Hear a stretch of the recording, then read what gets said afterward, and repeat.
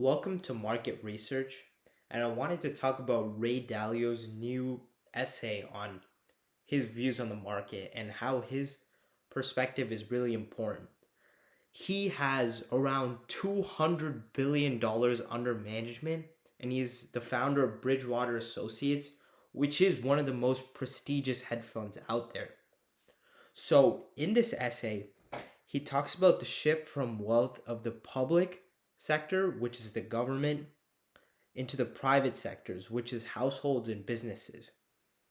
He suggests that we might have low growth and high inflation, so stagflation is in the near future.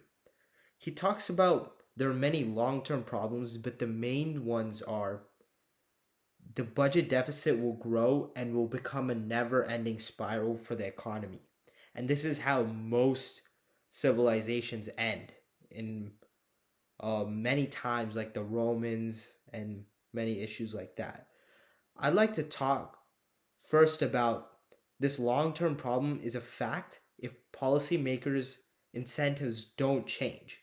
Warren Buffett has a great quote that he can end the budget deficit in 5 minutes by passing a law that says if the budget deficit is more than 3% of GDP, all Congress members cannot be reelected. Now, let's go back to today's economy. The problem with the shift of wealth from the public into the private sector through keeping interest rates near zero and printing money, then buying bonds, is that it's artificially creating demand and growth in the economy. This works great until you have inflation in the rearview mirror. The Fed knows if it gets to hyperinflation, it's game over, which is why you are seeing interest rates rise faster than any time ever before to destroy demand and fight inflation. My question is, why did they fill up our wallets to take it back through high mortgages and high car payments now with the increased interest rates, making our existing income also worth less?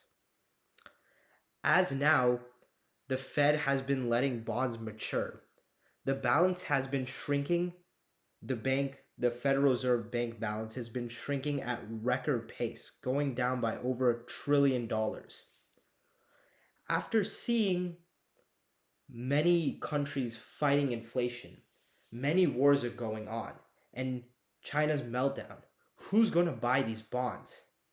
I also forgot to mention how many banks are in trouble with bond losses and withdrawals hurting their ability to also invest in more, with Jamie Dimon of Chase selling 10% of his stake. So, what is keeping the market near all-time highs? We are seeing big tech names rally huge, with small caps still down 20% from their highs. The AI wave is also keeping confidence high, like companies like Nvidia being all the craze. If AI fails to deliver to find its cash back to investors, it could also come back down with the whole wave. The companies which have done well in the past in these market environments are quality businesses which can raise prices and keep demand. Special situation companies do well in these situations too, like acquisition targets, hidden assets, or deep value businesses. Cash is also not a bad idea because of all the future opportunities that might come up through like companies being distressed, even though they're great businesses. So thank you for listening to the video, and I hope you found this useful. And if you found it useful, please subscribe and like the video.